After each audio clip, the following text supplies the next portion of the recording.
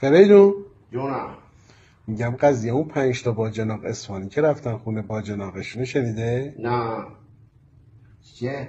5 تا باجناق اصفهانی میرن خونه باجناقشون. خب زنه به شوهرش میگه که حاجی شکر نداریم، چایه با چی شیرین کنه؟